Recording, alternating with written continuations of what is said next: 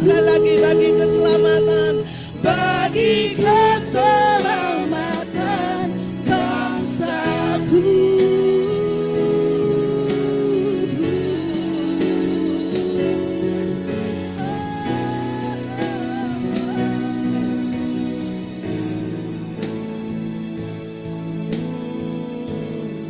Tuhan, Engkau yang berjanji bahwa kemegahan gerejamu saat-saat ini akan melebihi dari gereja sebelumnya. Kau yang berkata bahwa gunung rumah Tuhan akan menjulang tinggi di atas gunung-gunung lain. Dan tiba waktunya, inilah waktunya Tuhan. Ini waktunya Koryosmu. Engkau mengakurasi, mempresisi gerejamu. Sehingga terang Tuhan bersinar begitu luar biasa. Bangkitlah dan menjadi teranglah. Cahaya terbit atas kami, raja-raja akan datang kepada kami. Bahkan kami mengangkat kepala dan melihat sekeliling kami. Anak-anak laki-laki kami dari jauh kau akan tuntun kembali ke rumahmu.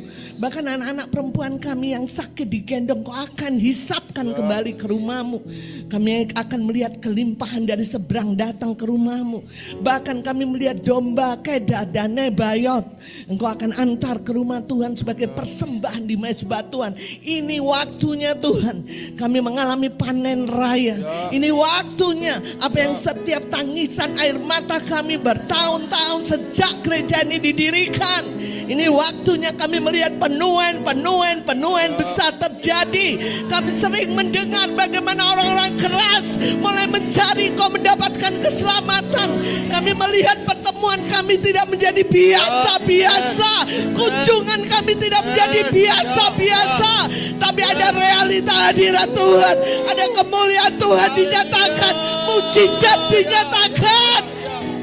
Bahkan kamilah orang-orang yang dinanti-nantikan Tuhan oleh mereka di desa demi desa. Mereka menanti-nantikan kabar baik. Ini waktunya, ini waktunya. Ini waktunya. Setiap siklus kegagalan, siklus kekalahan, siklus kemiskinan, siklus penderitaan di stop. Ini waktunya panen raya. Tuhan sedang mengaktifasi siklus terobosan, siklus kemenangan, siklus kuasa kebangkitan terjadi bagi kami. Kami percaya itu terjadi Tuhan. Kami tahu setiap taburan air mata kami tidak pernah sia-sia. Kami akan tuai Tuhan. Seperti Engkau memulihkan keadaan Sion seperti mimpi. Orang yang menabur dengan air mata akan menuai dengan sorak-sorak. Setiap nama yang kami sebut di dalam doa kami pasti menuai Tuhan. Tidak ada lagi kekerasan hati, tidak lagi tanah yang sukar, tidak ada lagi sesuatu yang sulit. Benteng yang berabad-abad pintu gerbang Kau sudah robohkan. Ini waktunya mereka mencari kebenaran Tuhan. Bahkan keluarga kami, keluarga besar kami, ini waktunya Tuhan. Kau membawa mereka datang kepada Tuhan. Ini waktunya kami mengalami panen raya. Ini waktunya kami mengalami kejutan-kejutan di dalam Tuhan. Ini waktunya kami mengalami apa yang tidak pernah kami dengar, lihat, dan timbul dalam hati kami. Itu Kau sediakan bagi kami. Terima kasih Tuhan, terima kasih. Kami mau bergairah terus melihat perbuatan-Mu yang besar. Bahkan Kau berkata, aku akan melakukan perbuatan yang besar yang tidak pernah aku lakukan. Aku akan lakukan sekali lagi. Kami menanti-nantikannya Tuhan. Supaya setiap lutut bertelut, setiap lidah mengaku bahwa Yesus adalah Tuhan. Karena kami tahu Engkau ciptakan hidup kami untuk supaya banyak orang mengenal Engkau. Bukan cerita tentang kami Tuhan, tapi cerita tentang Tuhan. Ajar kami peka dengar suara-Mu, supaya kami tidak hidup untuk diri kami, tapi kami sadar bahwa hidup kami milik Kristus. Dan semua yang kami lakukan hanya untuk menyelesaikan agenda Tuhan. Terima kasih Tuhan kalau Engkau mengumpulkan kami pagi hari ini. Kami percaya bahwa Engkau ingin terus membawa kami semakin selaras dengan firman. Hari-hari ini Engkau mengakurasi, Engkau memproses, membersihkan kekotoran Putri Sion, noda Yerusalem dalam hidup kami, supaya kami diakurasi, menjadi selaras dengan firman Tuhan, sehingga kemuliaan Tuhan nyata atas hidup kami. Kami percaya lewat firman-Mu, karena kami tahu di setiap ibadah, kami tahu itu mengandung janji Tuhan. Ibadah berguna bagi kami, mengandung janji baik untuk hari ini dan akan datang. Kami percaya setiap firman yang kami dengar di setiap ibadah tidak pernah kembali dengan sia-sia, mencetak ulang, membentuk ulang hidup kami, sehingga hari demi hari kami semakin ilahi. Kami tidak menjadi orang Kristen duniawi Tuhan, tapi semakin hari kami semakin diubahkan, ditransform menjadi semakin ilahi.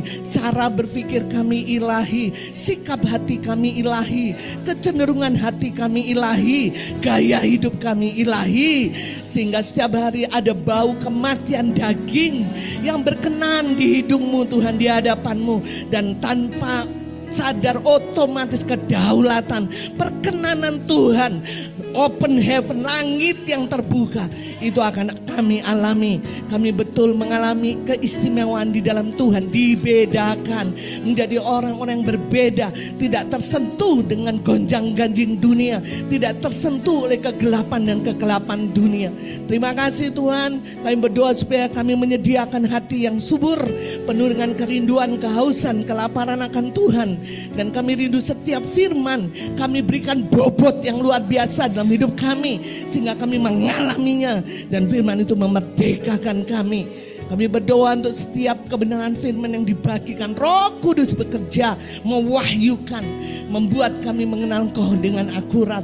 Berdoa Tuhan, selama pemberitaan firman Tuhan, tanda-tanda dan mujizat-Mu menyertai pemberitaan firman Tuhan. Yang sakit disembuhkan, yang terikat dilepaskan, yang letih lesu dibangkitkan. Kami berdoa sepanjang firman Tuhan, nama Engkau ditinggikan dan dimuliakan. Segala puji, segala hormat, segala kemuliaan hanya bagi Tuhan. Di dalam nama Yesus kami mau serahkan pemberitaan firman Tuhan siang hari ini. Kita katakan sama-sama, amin. Silakan Bapak Ibu, saudaraku, anak-anak muda, duduk kembali. Shalom. Hari ini kita spesial, saudaraku, karena hari ini Pak Gun bisa duduk di depan kalau ini. Sesek-sesekan ya. Hari ini kita akan ada baptisan ya. Jadi yang pakai baju putih-putih itu udah siap dibaptis. Ai nggak pakai baju putih, Raya udah siap udah dibaptis ya.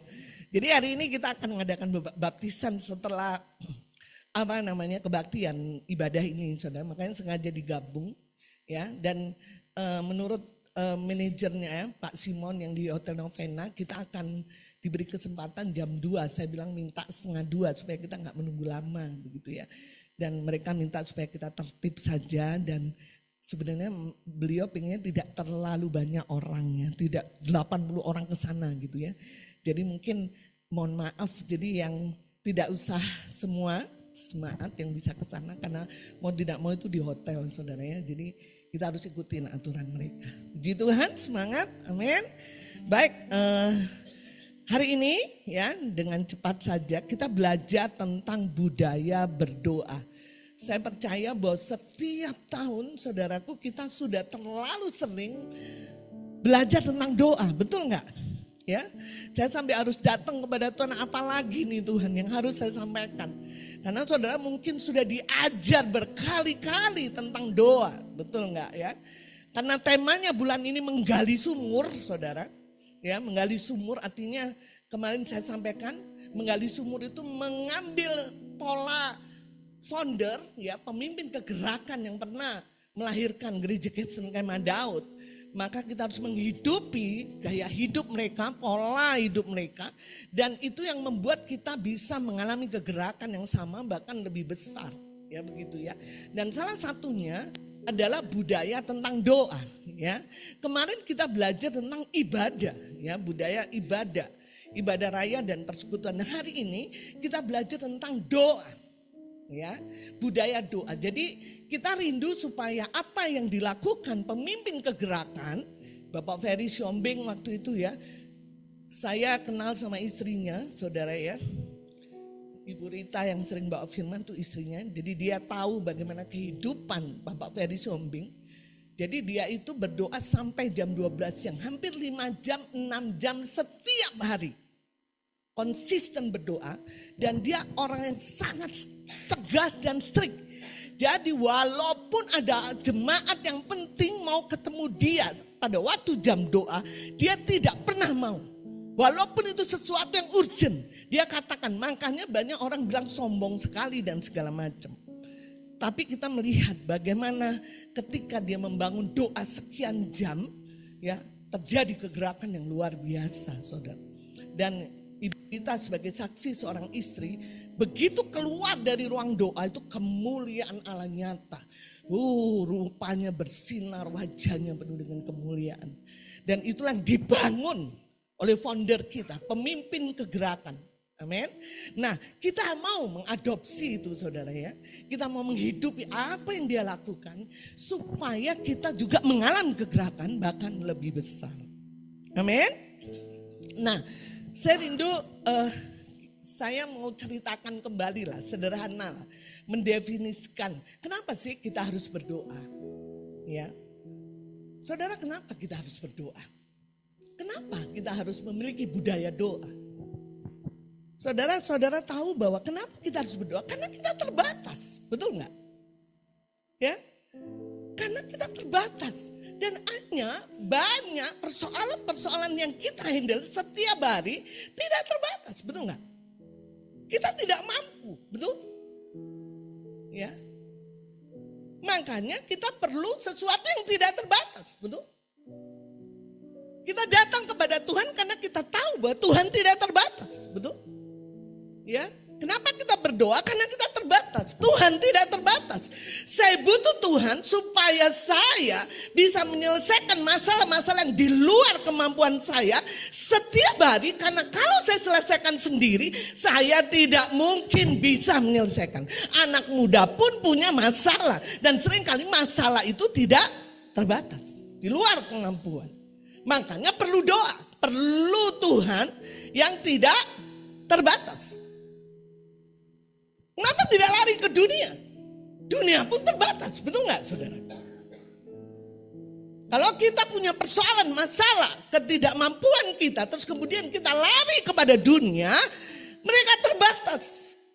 Mereka tidak bisa menyelesaikan, bahkan mereka hanya mencuri, membunuh, dan membinasakan. Karena itu karakter musuh, betul? Sehingga, kenapa kita harus berdoa? Karena saya butuh sesuatu yang tidak terbatas. Saudara setuju dengan saya? Ya.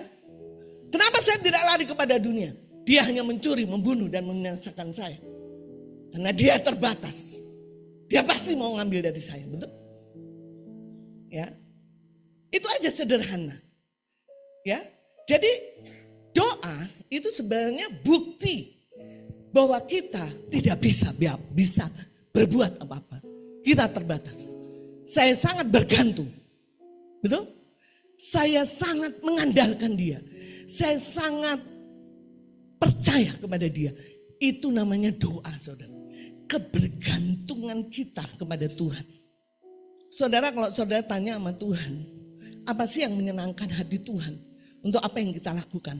Yang jelas Tuhan akan berkata, kebergantunganmu kepadaku. Ya. Oh, ada banyak orang karena pengalaman, karena skill, betul nggak? Karena punya segala macam ya, punya uang di deposito. Dia sulit untuk bergantung. Satu ketika Bang Leo pernah beritahu ya, dia punya saudara kaya raya, depositnya banyak. Mungkin eman lah.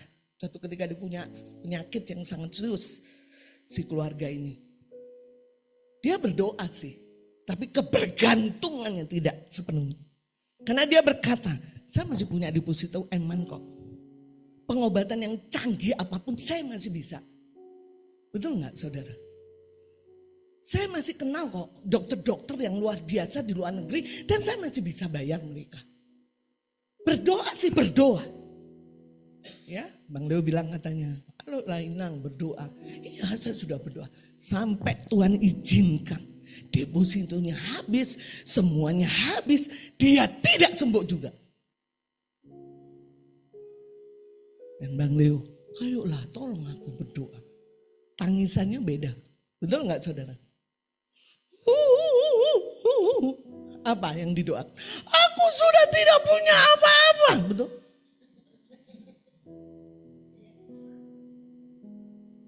Saudara nggak mau Tuhan itu saudara bergantung karena setelah gini alternatif terakhir gitu. Ngerti nggak saudara? Kadang-kadang manusia saudaraku tidak mau berdoa karena dia punya apa-apa yang bisa diandalkan. Kebergantungannya hanya sekedar bergantung. Tuhan ingin mau kita punya apa-apa, mau apapun kita merasa kita terbatas dan selalu bergantung kepada Dia. Amin.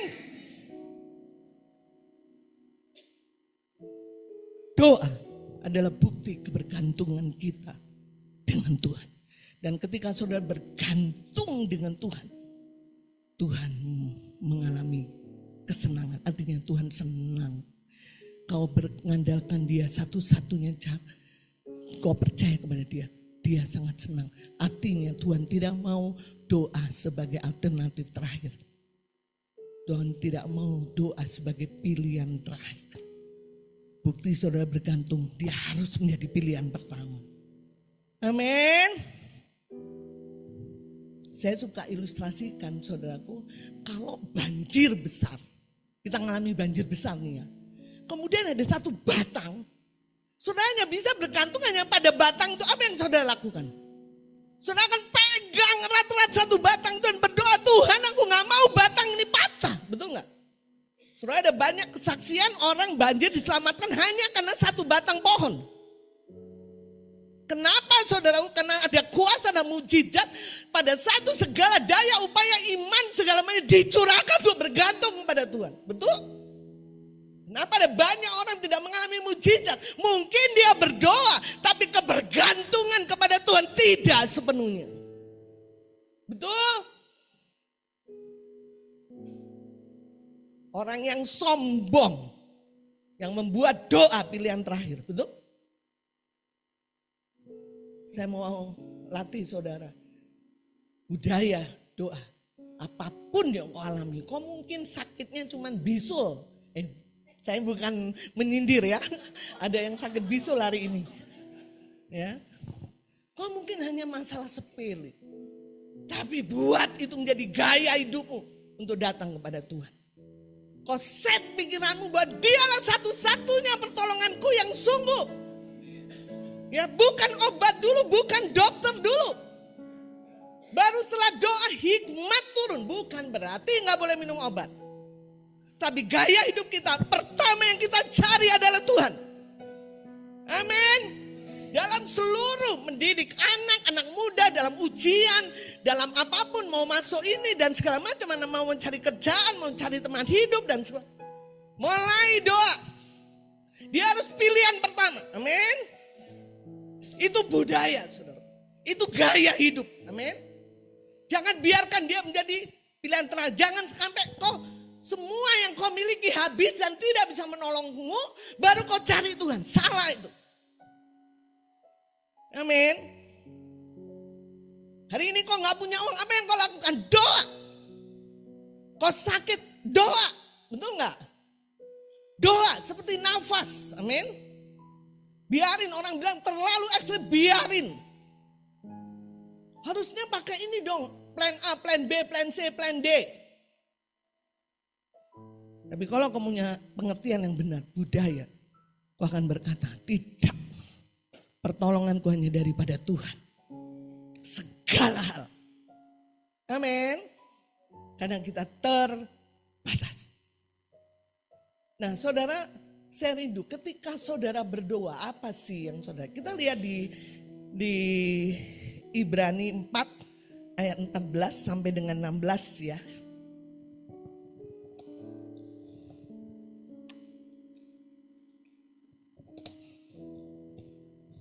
Kita akan baca satu-satu ya. Ibrani 4 ayat 14. 1, 2, 3. Karena kita sekarang mempunyai imam besar agung yang telah melintasi semua langit, yaitu Yesus anak Allah. Baiklah kita teguh berpegang pada pengakuan iman kita. Ayat 15. Sebab imam besar yang kita punya bukanlah imam besar yang tidak dapat turut merasakan kelemahan-kelemahan kita. Sebaliknya sama dengan kita. Ia telah dicobai hanya tidak berbuat dosa. Ayat 16. Sebab itu marilah kita dengan penuh keberanian menghampiri tahta kasih karunia supaya kita menerima rahmat dan menemukan kasih karunia untuk mendapat pertolongan kita pada waktunya. Ayat 14 kita ulang, Bobo, sebentar ya. Karena kita sekarang mempunyai imam besar agung, siapa namanya? Apa tugas imam, saudaraku? Bersyafaat, betul? Betul nggak, saudara? Imam itu tugasnya bersyafaat, saudara, berdoa syafaat. Nah, saudara dan saya yang sudah terima Yesus, luar biasa. Pensyafaat saudara bukan hanya Mbak Minten, saudara, bukan hanya Mbak Kensi sebagai pendoa syafaat di sini, tapi saudara punya pensyafaat 24 jam tidak tidur, namanya Yesus. Amin. Amin, saudara. Jadi jangan berpikir bahwa tidak ada orang yang berdoa untuk saudara. Amin. Karena kita sekarang mempunyai, betul nggak? Amin. Imam besar agung. Siapa namanya? Yesus. Ayat 15. Ya. Sebab imam besar yang siapa punya, saudara? Kita punya. Saudara, kadang-kadang saudara nggak sadar. Betul nggak? Ketika saudara mengalami titik nadir, saudara merasa sendiri. Padahal ada pendoa syafaat yang tidak pernah berhenti. Imam besar yang kita punya. Amin. Namanya siapa? Yesus. Dikatakan bukanlah imam besar yang tidak dapat merasakan apa? Yang tidak dapat merasakan. Jadi saudara, apapun kelemahan saudara, mungkin ketidakakuratan saudara, mungkin kegagalan saudara, mungkin persoalan, dia tahu. Dia pernah ngalami, betul nggak? Karena dikatakan dia turut merasakan. Saudara, saya pernah kebanjiran. Saya pernah kebakaran. Semua proses-proses yang terjadi bencana saya pernah. Ya. Jadi kalau saya lihat orang kebanjiran beda rasanya, betul nggak? Sama orang yang tidak pernah kebanjiran, betul? Sehingga kalau ada orang kebanjiran cerita sama saya, beda saya menanggapinya bagi orang yang dia cerita sama orang yang nggak pernah kebanjiran. Saudara percayalah bahwa imam besarmu menyediakan telinga, menyediakan pikirannya serius kepadamu karena dia turut merasakan kelemahan-kelemahan. Amin. Saya mikir gini loh saudara, jangan berpikir bahwa saudara itu sendirian. Ketika saudara mengalami titik nadir, saudara mungkin jatuh ke dalam dosa, saudara mengalami kegagalan, saudara mengalami kelemahan. Saudara tidak sendiri, kita punya imam besar yang kita punya, sangat pribadi. Amin. Siapa namanya? Yesus. Dia turut merasakan kelemahan kita. Dari sini saya rindu saudara, sadar. Amin. Kita punya imam besar. Gereja ini punya pendoa syafaat. Tapi percaya dia butuh tidur. Ya kan? Gak mungkin dia terus doa kalian 24 jam. Tapi imam besar kita, dia terus menerus berdoa. Amin. Untuk siapa? Untuk saudara dan saya. Luar biasa. Amin. Saudara diistimewakan. Saudara bukan hanya punya pendoa syafaat, manusia, tapi berdoa syafaatnya imam besar Tuhan sendiri. Saudara. Ayat 16, kita baca sama-sama, ini penting sekali saudara. 1, 2 itu. Sebab itu, marilah kita dengan penuh keberanian menghampiri tata, sampai di situ dulu. Sebab itu, marilah kita dengan penuh. Makanya saudara, kalau saudara mengalami banyak hal, even saudara hidup dalam dosa, ketidakakuratan, jangan jauh dari imam besar, betul? Karena saudara harus berani, karena saudara berani menghampiri bukan karena kesalehan saudara, bukan kebaikan saudara, oleh karena darah anak domba, betul? Jadi Tuhan selalu menerima saudara oleh karena darah Yesus. Ada banyak anak Tuhan ketika dia gagal, dia kalah, dia tidak akurat, justru dia tidak berani menghampiri tata kasih karunia, betul? Karena dia berpikir aku tidak layak. Tapi Tuhan katakan harus kita berani karena kita dikuduskan oleh darah anak domba. Amin. Anak muda harus berani karena darah anak domba. Sekalipun kita sedang melakukan kesalahan, ya, kita bisa jatuh, betul nggak? Tetapi tetap kau harus menghampiri. Karena kau tidak akan pernah mengalami pertolongan kalau kau nggak menghampiri. Menghampiri siapa? Imam besar agung. Saudara mengerti kenapa saudara harus berdoa? Amin. Nah, saudara dikatakan di sini, sebab itu marilah kita dengan penuh keberanian. Tadi ya, karena kita sudah dilayakkan dengan darah Yesus. Apapun keadaan kita, Tuhan melihat kita, darah Yesus. Dia menerima kita bukan karena kesalehan, kebaikan, kesucian kita. Tapi oleh karena darah Yesus. Kita dilayakkan menghadap tata Allah. Maka itu kita harus berani menghampiri tata kasih karunia. Supaya apa? Supaya ketika kita datang ke tahta, namanya juga tata kasih karunia. Kita menerima rahmat yang nomor 1, betul nggak? Supaya kita menerima apa? Rahmat. Ya, bahasa Inggrisnya mercy. Ya, apa saudara? Mercy. Belajar bahasa Inggris ya. Rahmat, mercy. Dan menemukan apa? Kasih karunia, grace. Itu nggak ada yang namanya grace ya di sini ya. Grace. Karena dengan rahmat dan grace, dengan mercy dan grace, baru kita dapat pertolongan. Betul nggak saudara?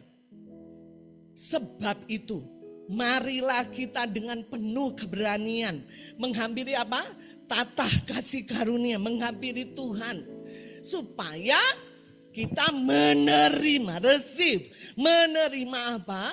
Rahmat, mercy, dan kasih karunia dan menemukan grace. Karena dengan rahmat, dengan mercy, dengan grace itu saya mendapatkan jalan keluar. Setuju gak dengan saya saudara? Tapi kalau saudara gak menghampiri, gak akan pernah pertolongan itu datang. Apa sih itu mercy? Saudara, mercy itu bahasa Yunaninya itu namanya eleos. Eleos itu belas kasihan, pengampunan. Ya. Jadi saudara, kalau kita datang kepada Tuhan, berani datang kepada Tuhan oleh karena darah Yesus, Tuhan akan memberikan rahmat, mercy. Apa itu artinya? Belas kasihan, pengampunan. Artinya apapun kekurangan saya, apapun kelemahan kita, Tuhan tidak pernah menolak kita.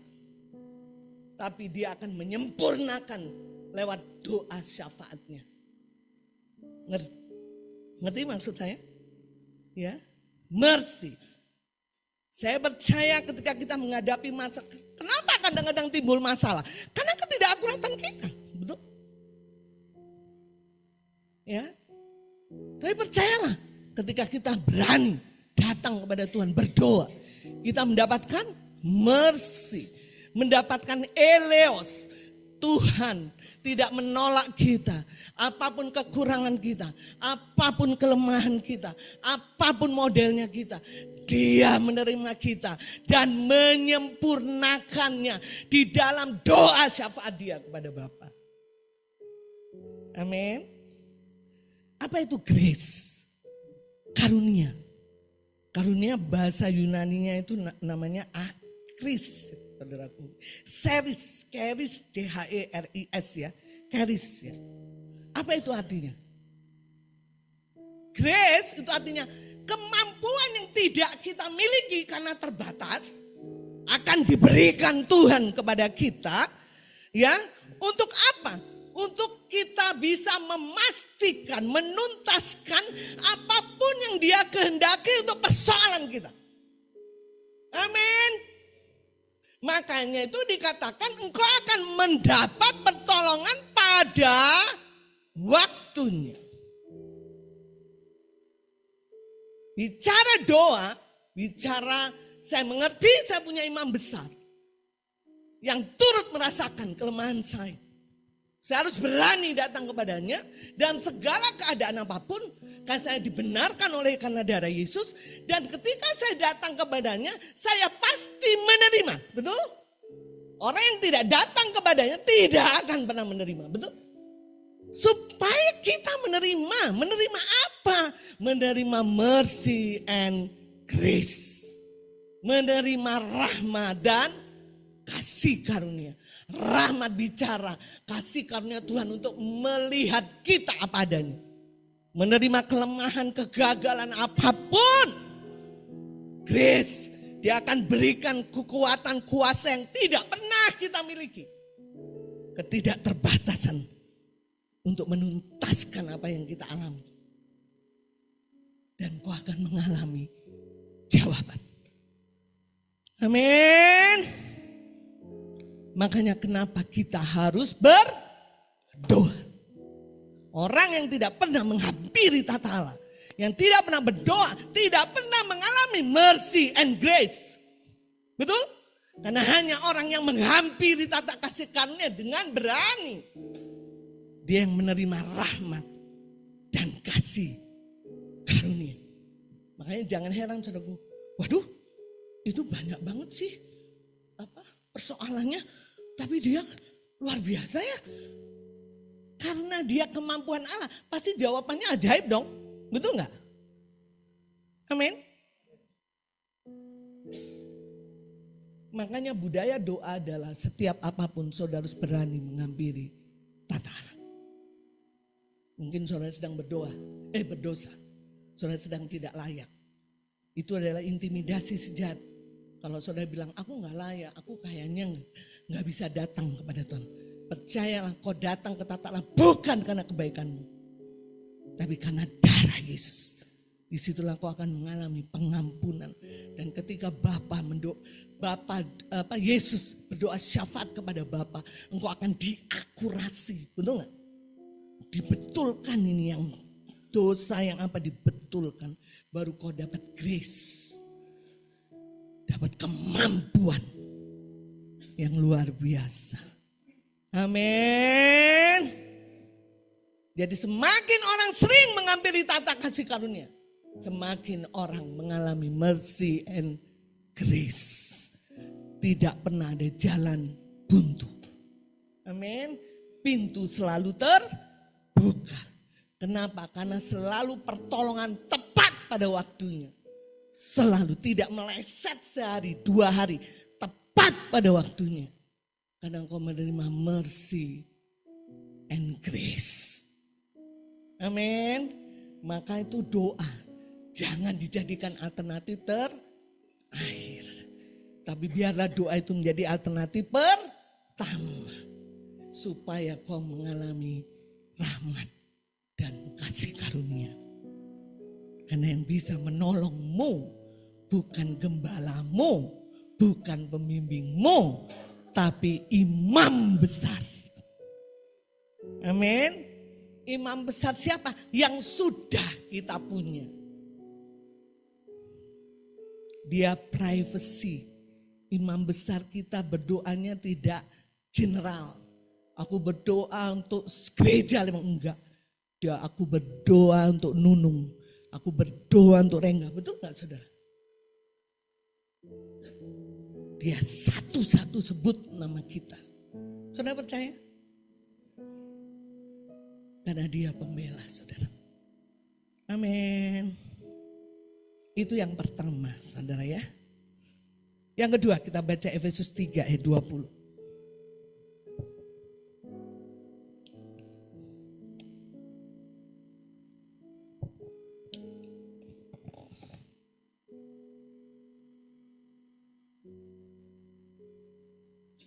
Efesus 3 ayat yang ke-20. Kita baca sama-sama yuk. 1, 2, 3. Bagi dialah yang dapat melakukan jauh lebih banyak dari apa yang kita doakan atau pikirkan, seperti yang ternyata dari kuasa yang bekerja di dalam kita.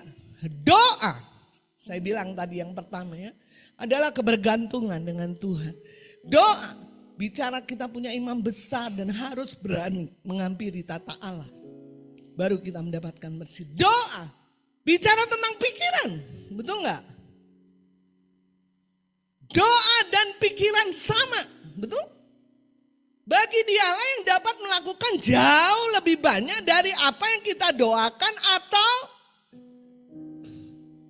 Jadi saudaraku, pikiran sama dengan doa. Ada banyak anak Tuhan dia berdoa, berkata-kata A, tapi pikirannya B. Betul nggak? Tuhan, saya tidak khawatir sih, tapi Tuhan tolonglah. Dompet saya tinggal 5.000. Saya percaya Tuhan. Tapi pikirannya khawatir. Saudara, itu menghalangi Tuhan melakukan jauh lebih banyak. Betul? Karena doa, apa yang kita ucapkan itu harus sama dengan apa yang kita imajinasikan. Betul nggak? Pikiran bicara apa yang kita imajinasikan. Kalau saya berdoa, misalnya saya berdoa Tuhan untuk Oyong misalnya. Dia menjadi seorang imam yang luar biasa, kepala keluarga yang luar biasa. Sungguh-sungguh takut akan Tuhan. Omongan saya begitu, imajinasi saya melihat Oyong penuh kasih, betul gak? Saya imajinasikan Oyong takut akan Tuhan. Sungguh-sungguh mengasihi anak, istri, mencintai Tuhan. Itu baru dikatakan doa yang benar. Betul? Tetapi kalau saya bicara, Tuhan aku berdoa untuk orang, tapi imajinasi saya, orang yang pemarah, orang yang cuek sama ini. Saudara, itu bukan doa. Betul? Karena pikiran kita, imajinasi kita tidak selaras dengan apa yang kita ucapkan. Karena Tuhan hanya bisa mengerjakan jauh lebih banyak dari apa yang kita doakan dan pikiran. Jadi apa yang kita ucapkan harus selaras dengan imajinasi pikiran kita. Amin? Ya, amin enggak saudara ya? Belajar. Jadi saudara gak mungkin kita berpikir negatif tentang orang, betul? Amin? Kenapa? Ketika kita selaras, apa yang kita ucapkan, imajinasi pikiran kita sama dengan apa yang kita ucapkan. Jadi kalau saya bilang Tuhan aku gak khawatir, saya percaya burung di udara. Maka saya percaya bahwa saya akan makan, saya imajinasikan saya dipelihara, saya makan, saya punya uang untuk minum. Selaras saudara ya. Nah begitu saudara selaras apa yang saudara doakan lewat mulutmu dan pikiranmu, imajinasi, saudara itu membuat saudara masuk di dalam dimensi yang namanya dimensi rohani. Jadi saudara tidak berdoa hanya sekedar di dimensi dunia ini gitu loh. Tapi kalau sama, selaras, saudara masuk levelnya ke dimensi rohani. Itulah yang membuat dimensi rohani ini akan terwujud di dimensi yang lahiriah. Amin. Tapi kalau pikiran saudara dengan omongan saudara tidak selaras, saudara gak pernah masuk ke dimensi rohani. Amin.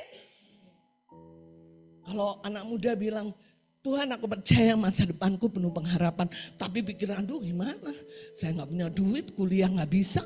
Gini, gitu. Ya gak, saudara masih dimensinya masih di kamarmu. Gak ada kuasa, betul gak? Tapi kalau kau bayangkan, wah saya akan benar-benar menjadi orang berpengaruh.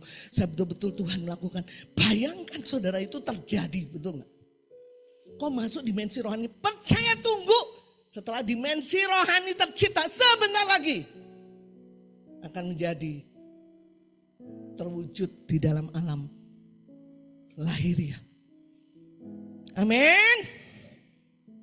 Latihan seperti itu saudara. Jadi tidak hanya sekedar berdoa. Makanya banyak anak Tuhan saya doa-doa kok gak dapetin apa-apa. Karena gak selaras antara ucapan dan imajinasi pikiran. Maka itu kita harus mengaktifasi, membuat aktif kuasa imajinasi kita saudara. Supaya selaras dengan kebenaran. Percayalah kuasa kebangkitan Kristus akan mulai bekerja termanifestasi dalam kehidupan sehari-hari. Kau akan menjadi orang-orang yang dibedakan. Selalu mendapatkan pertolongan tepat waktu. Karena Tuhan yang melakukan jauh lebih banyak. Betul gak? Bukan kita. Kita hanya menyelaraskan aja ucapan dengan imajinasi. Betul gak? Gampang sebetulnya. Tapi sulit dilakukan. Betul? Karena pikiran yang sulit dikendalikan. Betul? Makanya penting untuk terus deklarasi, imajinasi firman, baca firman. Itu hal yang sangat penting saudara. Supaya apa? Supaya saudara mengalami kuasa doa. Saya semakin yakin saudaraku bahwa akhir zaman ini, hari-hari ini, saudara Tuhan ingatkan, setiap doa-doamu akan terjadi. Karena saya yakin bahwa ini waktu panen raya. Saudara. Hujan awal, hujan akhir dicurahkan bersama-sama. Saya udah bilang ya, kalau petani saudara, hujan awal, hujan akhir subur. Ya hujannya banyak subur saudara. Sehingga apa? Apa yang ditabur pasti dituai. Ada panen raya. Kuasa doa terjadi, segala atmosfer rohani terjadi saudara ya. Kalau dulu mungkin kita tabur gak nuai-nuai. Saya udah berdoa sekian tahun kok gak terjadi ya. Kenapa ya? Karena ketidakakuratan kita. Ada belalang pelahap, betul gak? Ada belalang pelompat. Sehingga apa? Si benihnya gak bertumbuh, dimakan. Sehingga kita nabur banyak air mata, tapi gak nuai-nuai. Sekarang Tuhan aktivasi. Setiap apa yang kita tabur pasti kita tuai. Artinya gini, kita gak lagi ngalami siklus kekalahan, ya kan? Padahal terus sekarang waktunya kita mengalami, Tuhan mengaktifasi panen raya. Tuhan akan aktivasi kita mengalami kemenangan, terobosan, mujizat, pertolongan tepat waktu. Kita akan terheran. Bahkan Tuhan katakan, engkau tidak malu lagi. Kata. Kau akan makan sekenyang-kenyangnya dan kau tidak malu lagi. Berarti yang dulu karena kita tabur tapi gak kita tuai, aib banyak.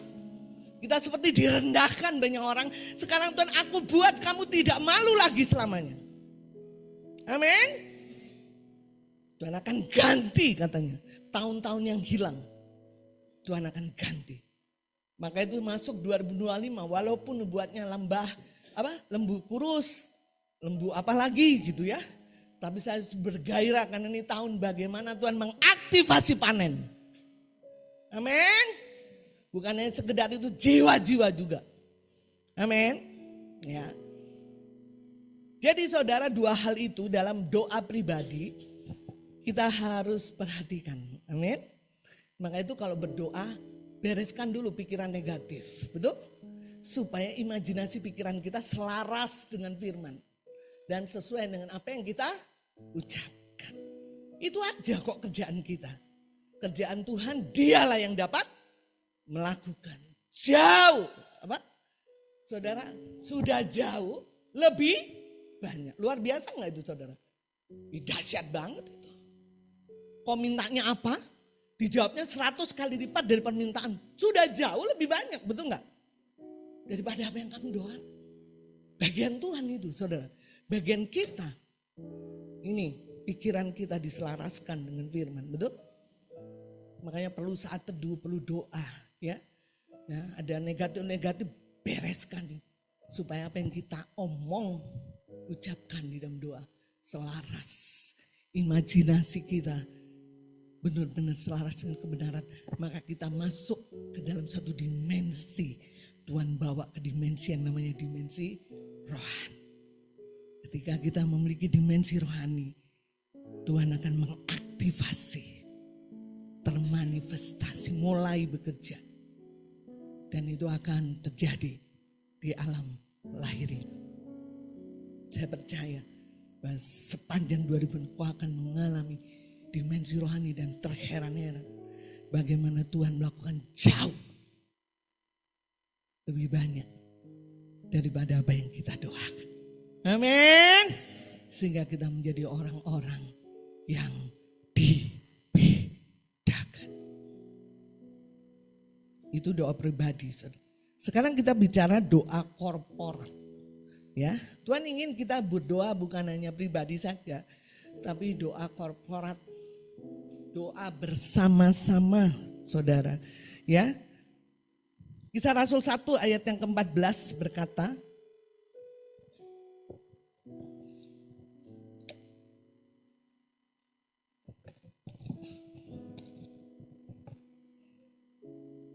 kita baca sama-sama. 1, 2, 3. Mereka semua bertekun dengan segati dalam doa bersama-sama dengan beberapa perempuan serta Maria ibu Yesus dan dengan saudara-saudara Yesus. Saudara, pada waktu Tuhan Yesus naik ke surga, itu yang menyaksikan 500 orang. Kemudian Tuhan suruh supaya mereka berkumpul di satu loteng dan berdoa. Dari 500 orang itu, saudara, yang berkumpul berdoa hanya 120 orang. Yang 380-nya dia menjadi golongan ikan, ya. Pada zaman Tuhan akan pilah-pilah mana ikan yang baik dan ikan yang jahat, ya. Ikan yang baik dan ikan yang jelek, ya. Ikan gak bisa jahat, ya. Ikan yang jelek gitu, ya. Sorry. Nah, saudara, ikan yang baik dia akan pilah. Makanya dia katakan, aku akan membedakan orang yang benar. Orang fasik, orang benar itu bukan hanya lahir baru, betul enggak? Tapi hidup oleh karena firman. Ini waktunya Tuhan memilah. Mana ikan yang jelek, mana yang ikan baik. Makanya itu dari 500 saudaraku hanya 120 yang berdoa. Dan bertekun, ya, sehati. Berdoa bersama-sama. Saudara, bicara doa korporat, kita sering lakukan ya, setiap hari Selasa ya. Doa korporat bersama-sama. Bicara doa korporat, yang paling penting adalah sehati. Amin. Bicara pikiran, betul? Sepakat. Dengan siapa? Dengan pemimpin, betul enggak?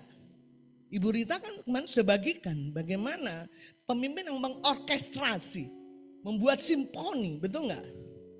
Ya, enggak bisa. Mbak Yus pengennya doa untuk misalnya Palasari atau Subang Desa. Saya enggak mau, saya pengennya si Sunten Jaya, kata Sri.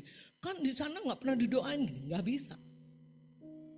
Kalau saya PD Rabu, Bang Leo bilang, kita berdoa untuk Gorontalo. Saya akan berdoa untuk Gorontalo. Ngerti ya? Sehati. Amin. Kenapa saudara?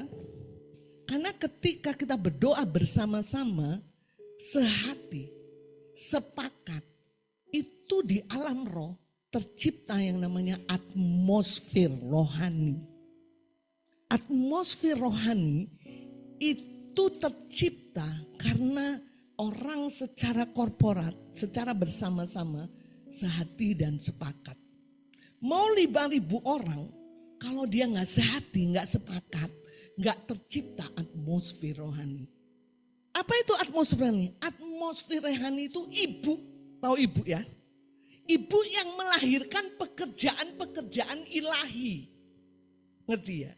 Kenapa tadi Ibu Popi setiap minggu, aduh kita semangat.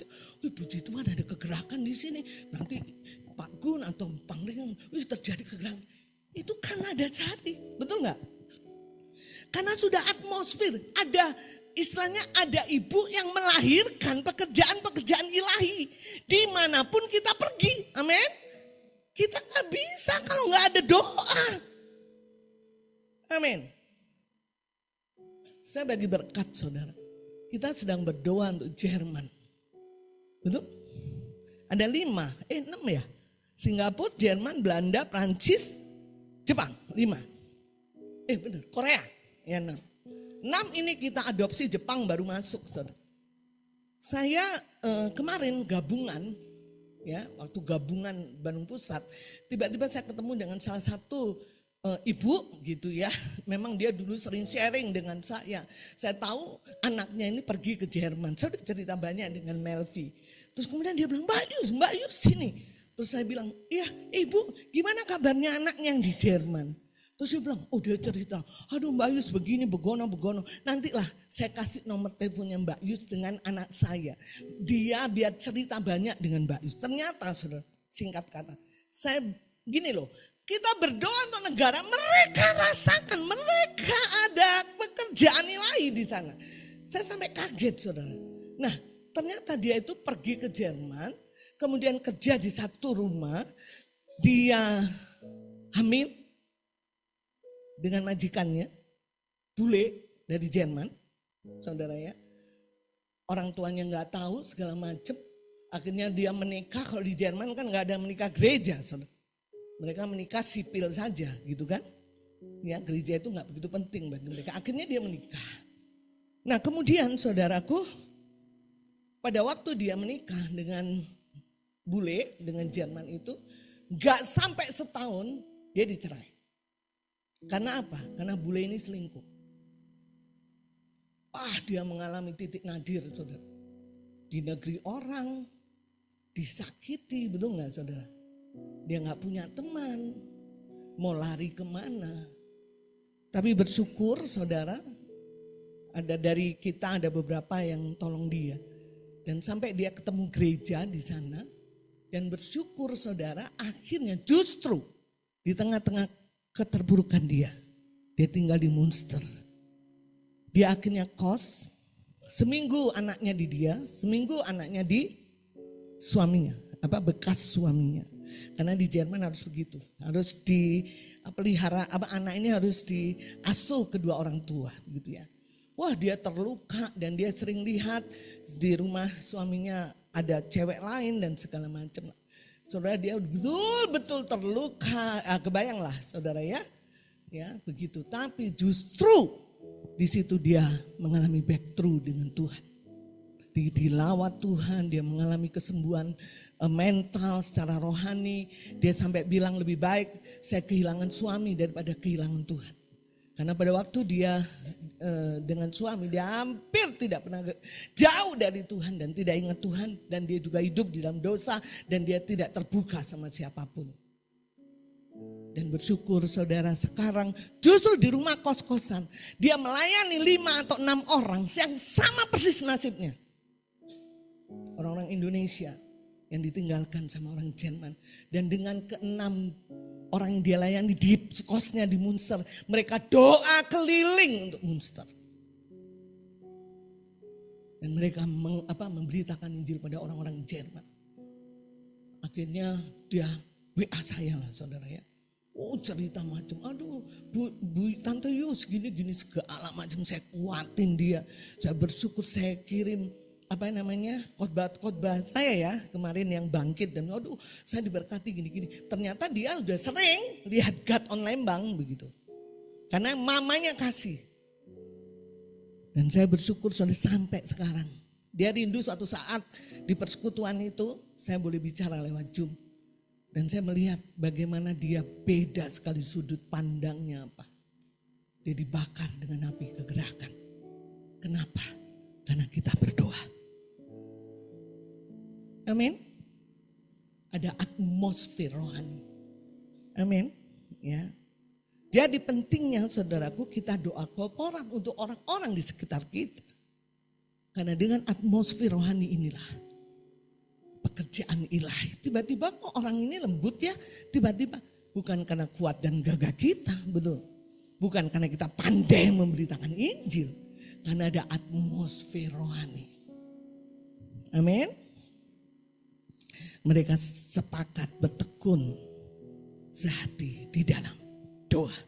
Maka itu saudaraku saya tidak pernah Maksudnya gini, saya konsisten untuk kalaupun saya memang tidak bisa ya nggak bisa.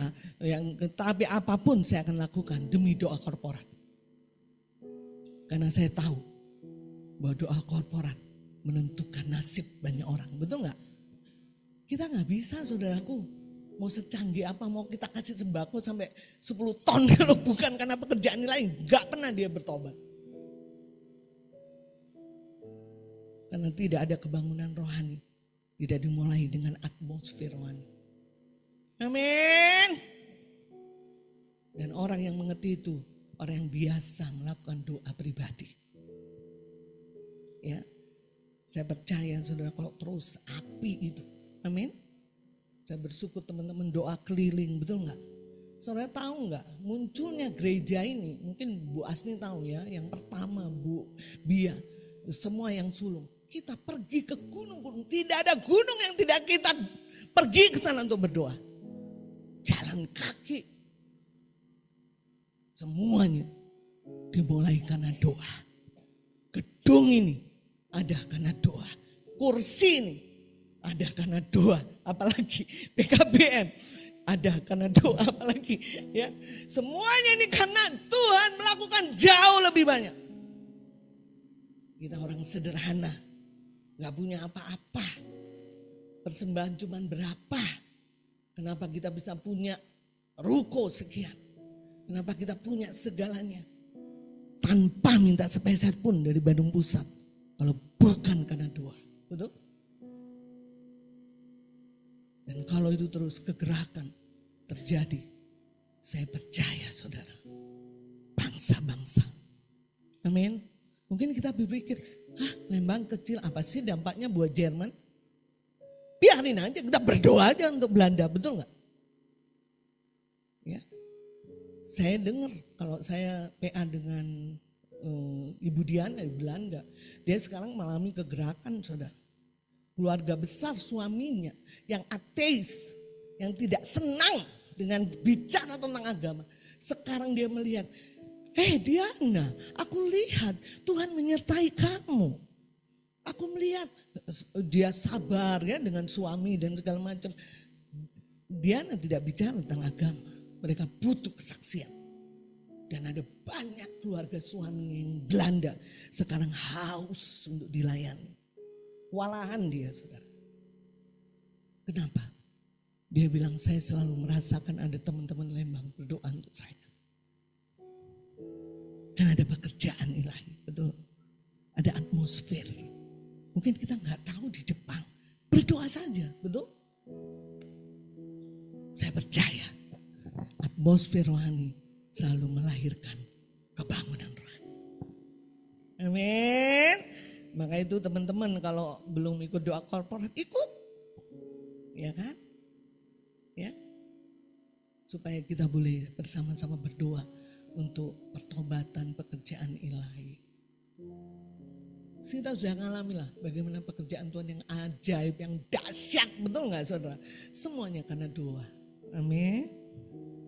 Dan kita percaya kalau itu terus kita gerakkan bertekun, ya terus konsisten. Wow, Tuhan katakan perjalanan kita akan terus naik dan tidak pernah turun karena kita konsisten. Saudara, kenapa saya sedang berdoa? Karena hanya orang yang berdoa yang selalu alami dan melihat mujizat. Betul nggak? Berserulah kepadaku, aku akan memberitahukan perbuatan-perbuatan besar. Betul nggak? Yeremia apa Yesaya 33 itu ya? Yeremia. Jadi orang yang nggak berseru kepada Tuhan nggak pernah mengalami mujizat. Dan kalau kita mengalami mujizat, kita nggak pernah kehabisan bahan untuk bersaksi. Betul nggak? Saya nggak pernah kehabisan bahan untuk bersaksi. Kalaupun saya nggak ngalami mujizat, anak rohani saya ngalami mujizat, bisa saya ceritain. Betul nggak? Kalau anak rohani jemaat ngalami mujizat, betul. Karena saya tahu bahwa di sini harus banyak mujizat. Kenapa? Karena kita berdoa, betul. Karena kita bukan organisasi, betul.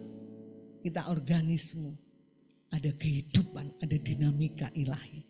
Amin. Maka itu saudara atmosfer rohani. Makanya rindu supaya di keluarga-keluarga dibangun mesbah doa, supaya ada atmosfer rohani di keluarga itu, betul?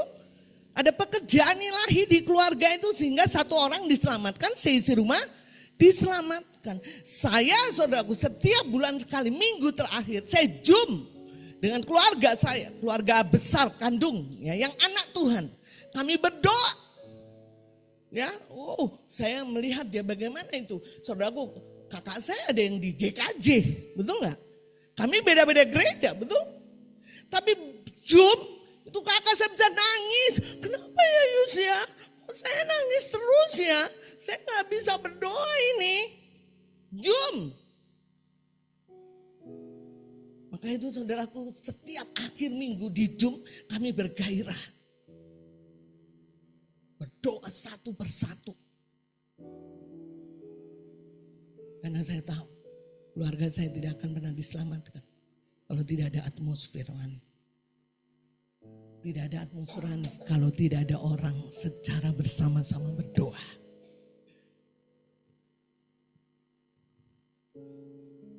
Maka itu saya percaya, saudaraku, budaya doa adalah kunci. Amin. Untuk air terus membuah. Amin. Mari kita bangkit berdiri.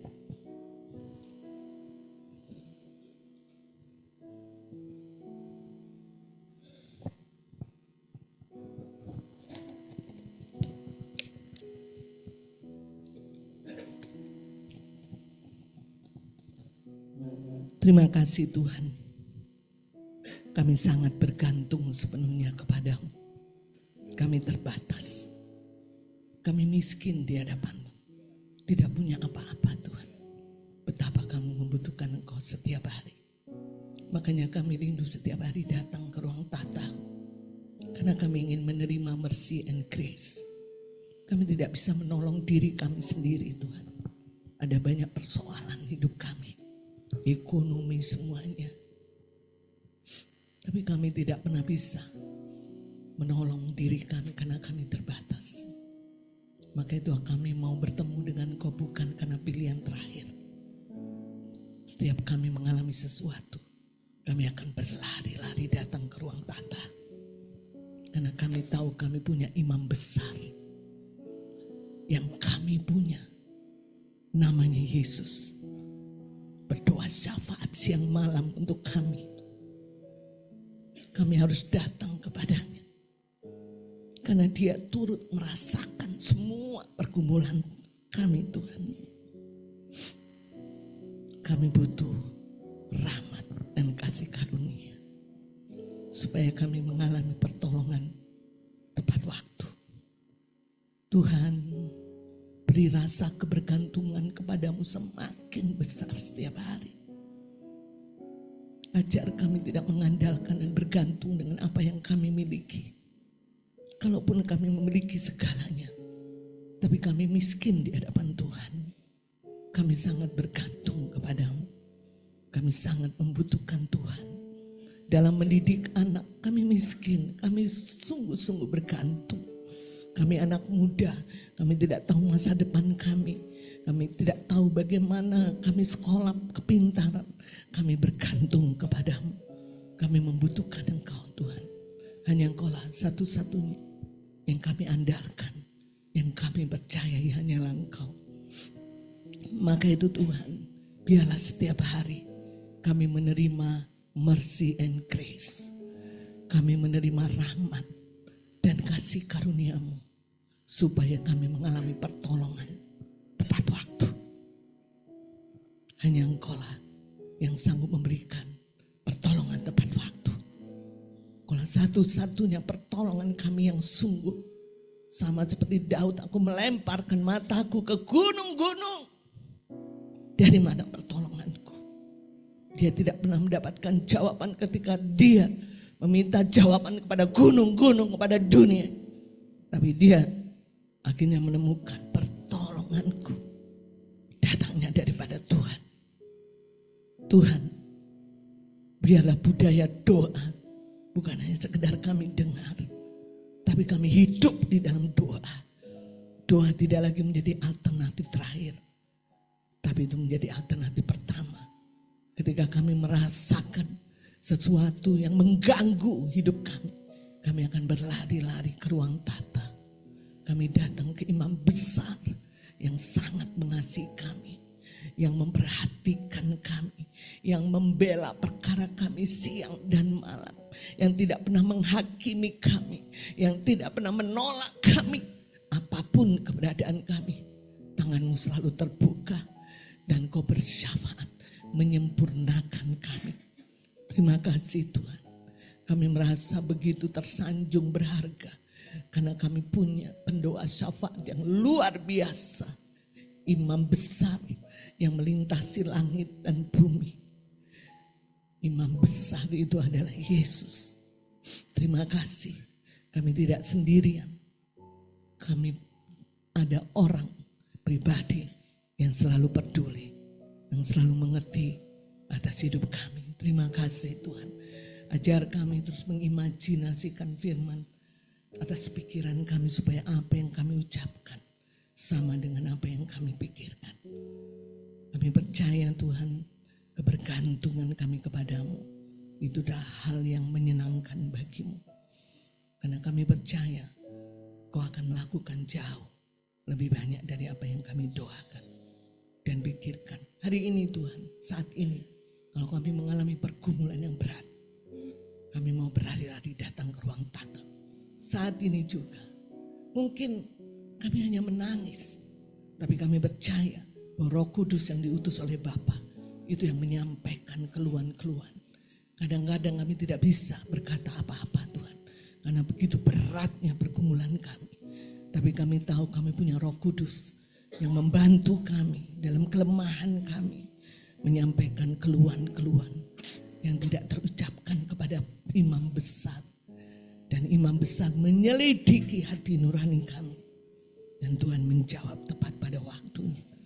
Terima kasih dalam segala hal. Engkau membuat kami kuat. Karena Engkau selalu ada di pihak kami. Siapa yang bisa lawan kami? Tapi seringkali kami tidak sadar. Dan mengabaikan Engkau sebagai imam besar dalam hidup kami. Ampuni kami.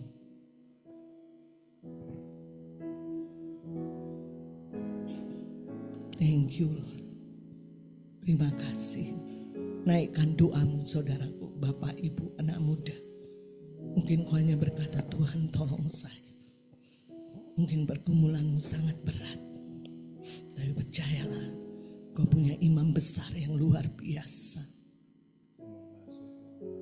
Thank you Lord. Thank you, thank you. Mungkin pada waktu kamu datang ke sini, kamu sedang mengalami persoalan yang memusingkanmu.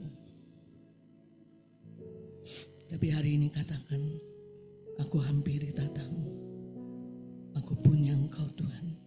Aku mau menerima mercy and grace.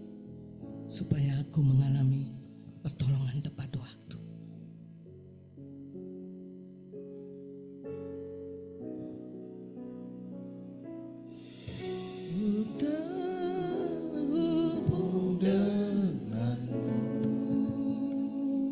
Tuhan senang sekali kalau engkau senantiasa terhubung setiap saat. Firman-Mu itulah dasar hidupku yang berdaulat atas ku terhubung denganmu.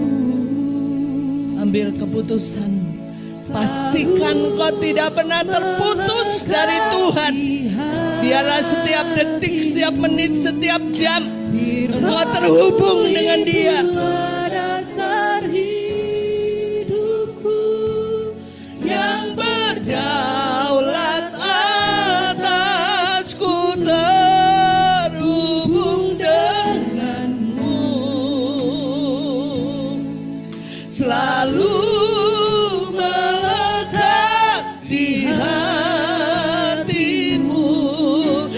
Firman-Mu itulah dasar hidupku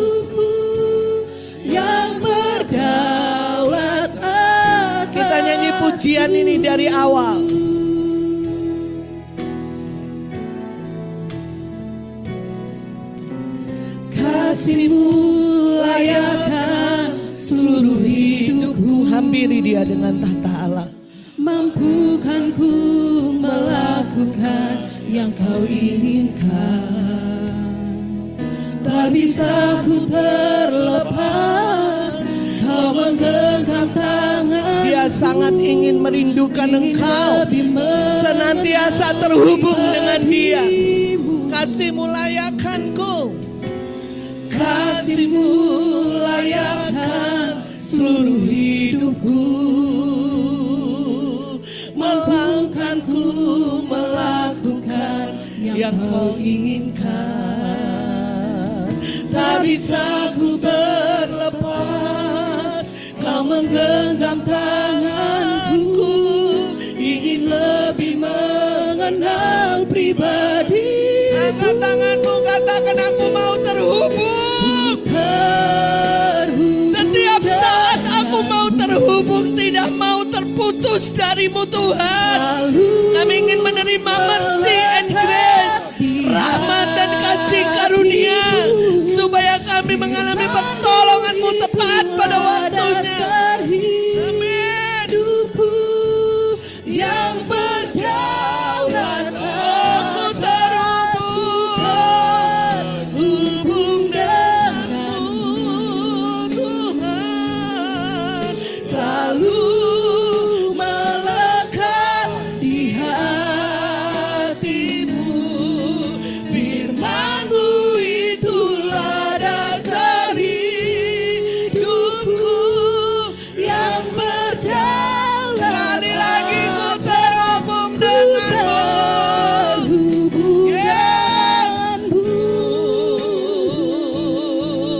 selalu melekat di hatimu. Firman-Mu itulah dasar hidupku.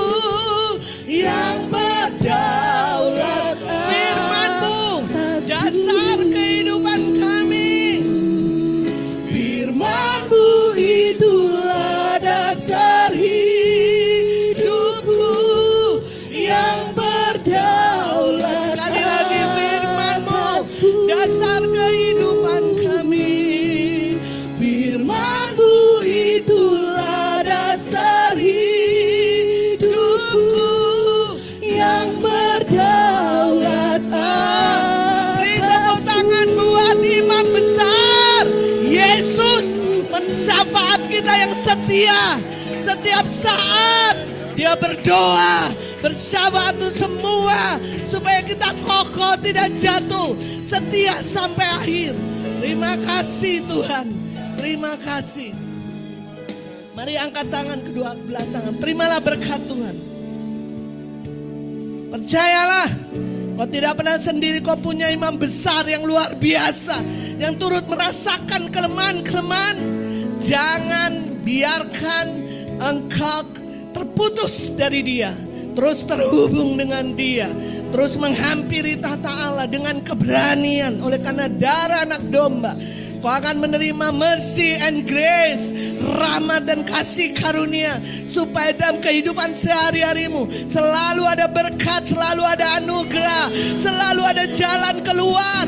Tidak ada pintu yang tertutup, pintu selalu terbuka. Engkau selalu mengalami open heaven, langit yang terbuka, dibedakan. Kau akan mengalami keistimewaan Tuhan, terobosan kebaikan, kesehatan ilahi menjadi